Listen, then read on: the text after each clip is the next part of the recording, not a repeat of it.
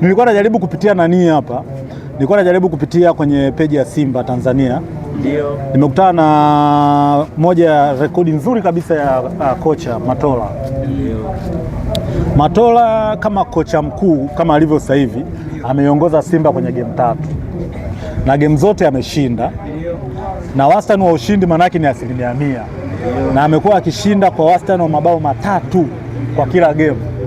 Leo Matola yuko tena mezani akiwa anaiongoza Simba dhidi ya wauza ice cream Azam. Ndio.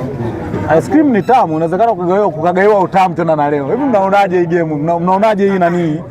Hii rekodi mnaionaje? Ukija kwenye hiyo rekodi ya Matola, ujue ni vile tu kwamba tunasema kwamba Simba ni kama yani wanashindwa kutambua umuhimu wa Matola pale Simba. Kwa sababu ujue Matola kaka na makocha wengi.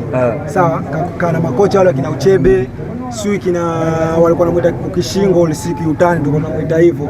Makocha kibao wamepita mikononi mwake.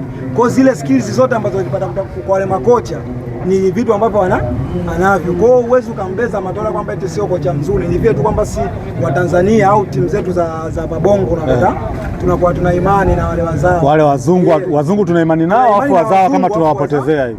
Tunawapotezea ndio hicho hapo imekuja kutokea kwa Matola. Lakini anapokabidhiwa timu Matola mwenyewe kama umeshaangalia akipewa mechi lazima afanye vizuri, afanye vitu. Lakini mwisho wa siku ndio kama hivyo unakuta wanaenda tena kumchukulia kama hivi. Hapa juzi tumetoka kusikia Mediali anaongea kwamba kuna benchi lipya la ufundi lafaje inaletwa au kuna makocha wapi wanafaje wanaletwa tayari, maana yake hapo Matola anakuwa hana kazi tena.